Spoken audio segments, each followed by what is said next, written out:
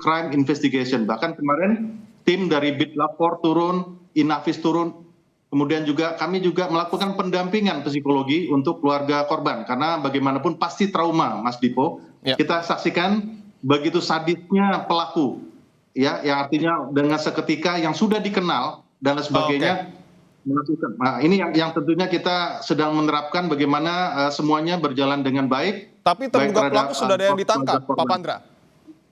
Bagaimana? Terduga pelaku sudahkah ada yang ditangkap?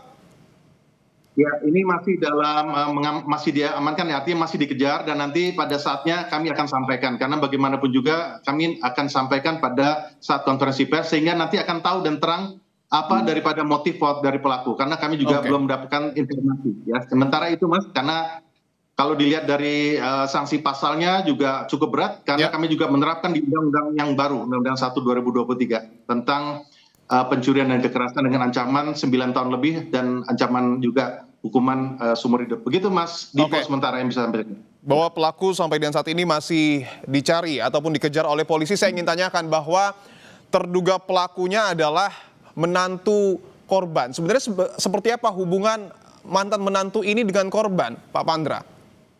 Ya, baik sekali. Saya perlu jelaskan bahwa antara pasangan suami istri antara almarhumah Dumaris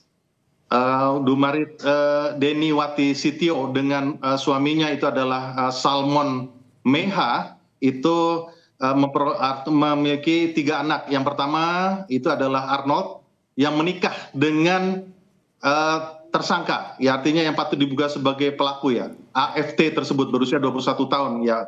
Kemudian yang nomor 2 itu adalah Ivan Meha, kemudian yang ketiga adalah Ruth Meha. Jadi hubungan antara pelaku dengan korban ini sangat mesra sekali atau sangat dekat sekali. Bahkan dulu menurut cerita keluarga yang menjodohkan dengan anak yang pertama ini adalah bagaimana keinginan daripada almarhumah. Jadinya semenjak meninggalkan rumah di tahun 2023 tersebut sampai kemarin terjadinya peristiwa naas tersebut itu masih berkomunikasi, bahkan juga mengirimkan uang kepada si pelaku AFT tersebut. Nah, inilah hubungan emosional daripada korban dan pelaku ini benar-benar walaupun tadi sudah dijelaskan bahwa adanya kehilangan di tanggal 8 April, ya, sejumlah uang dan juga beberapa perhiasan itu tidak dilaporkan ke pihak kepolisian, namun ada keinginan dari pihak keluarga untuk memasang CCTV agar dapat mengenali siapa pelaku-pelaku dan inilah yang dapat membuktikan. Begitu, Mas Dipo. Pak Pandra, kami mendapatkan informasi bahwa ada foto di media sosial yang menggambarkan pelaku sudah ditangkap oleh polisi. Betulkah informasi tersebut? Ya, tentunya ini yang saya, ya, sebagai juru bicara Polda Riau, ya, tidak bisa mendahului apa yang sudah disampaikan, tapi kami akan menyampaikan secara resmi. Ya. Demikian. Besok ya, Pak, ya, rencana Pak untuk rilis? Ya, besok akan kami laksanakan, ya. Mungkin itu bisa kami sampaikan. Baik, saya ingin coba bahas soal CCTV, Pak. Karena kalau kita lihat, tadi sudah dijelaskan oleh Pak Pandra, hubungan mantan menantu dengan korban sangat baik. Bahkan di CCTV, mantan menantu tersebut sempat mencium tangan dari korban. Apa sesungguhnya pemicu konflik yang terjadi sehingga korban ini dihabisi dengan cara yang sangat tidak manusiawi, Pak Pandra?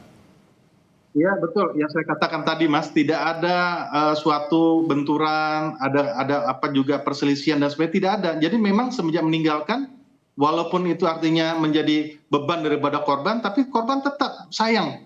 Artinya tidak pernah menolak, bahkan tidak ada suatu aksi-aksi yang mengarah kepada suatu kegiatan yang dapat merusak atau destroy dan sebagainya, tidak ada. Nah, inilah kelainan-kelainan ini yang tentunya kita akan membuktikan setelah pelaku nanti dapat dan kita bisa terangnya suatu permasalahan. Karena bagaimanapun juga tujuan hukum itu 3, adanya rasa keadilan, kepastian hukum dan kemanfaatan. Itu, ya, Mas, yang nantinya yang perlu saya sampaikan agar terangnya permasalahan yang dihadapi ataupun yang sedang kita lakukan proses ini.